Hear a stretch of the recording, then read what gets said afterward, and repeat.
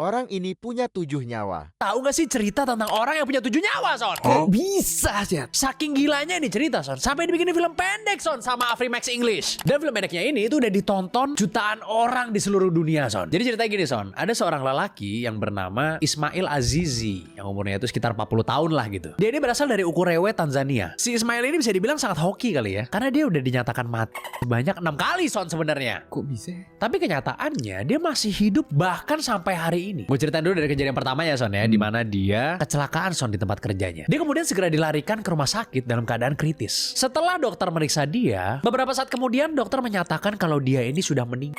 Tubuhnya kemudian langsung dibawa ke kamar jenazah, Son, dan keluarganya langsung segera menyiapkan pemakamannya. Tapi tiba-tiba dia malah bangun lagi, Son. Terus habis itu ya dia jalan gitu keluar dari kamar jenazah. Pas keluarganya ngelihat dia lagi jalan pulang, mereka langsung lari ketakutan, Son, gara-gara ngira si Ismail ini hantu. Oke lah, kalau satu kali mungkin dokter di Tanzania lagi kecapean kali ya. Tapi ada kejadian kedua, Son, gak lama setelah itu, di mana si Ismail ini itu terserang penyakit malaria yang parah banget deh pokoknya waktu itu. Karena terlambat ditangani, kondisinya memburuk sehingga tim medis lagi-lagi menyatakan bahwa dia ini udah meninggal.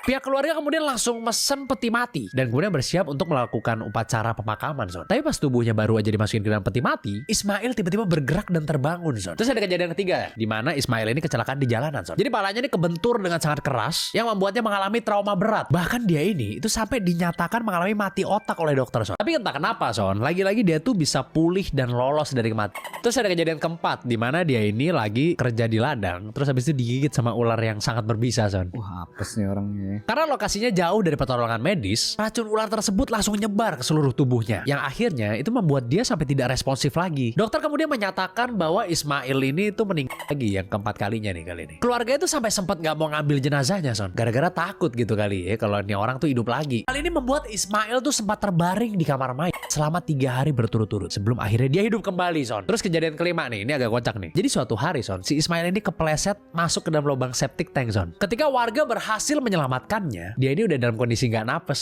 sehingga orang-orang mengasumsikan kalau dia ini udah tewas. Tapi ternyata nggak lama setelah tubuhnya dikeluarin, dia kembali sadar dan bernapas seperti biasa, Son. Wedian. Hal ini tentunya bikin warga sekitar tuh makin ketakutan gitu ya. Hingga akhirnya kita sampai di kejadian terakhir nih, di mana cerita bahwa Ismail nggak bisa mati ini itu udah menyebar, Son, ke semua warga desa. Mereka tentunya ketakutan dan menganggap bahwa Ismail ini adalah seorang penyihir yang berbahaya, Son. Wah. Karena dia nggak bisa mati, tuh kan. Akhirnya di suatu hari, sekelompok warga mengepung rumah Ismail dan membakar rumah tersebut dengan keadaan Ismail lagi ada di dalamnya, Son. Wah, hadis yuk. Ismail kemudian pingsan karena kehabisan oksigen dan tentunya ya dia terkena luka bakar gitu. Ia lalu dibawa ke kamar mayat di dalam rumah sakit sebagai jenazah gitu. Tapi, Son, dia ternyata bangun lagi pas di kamar mayat dan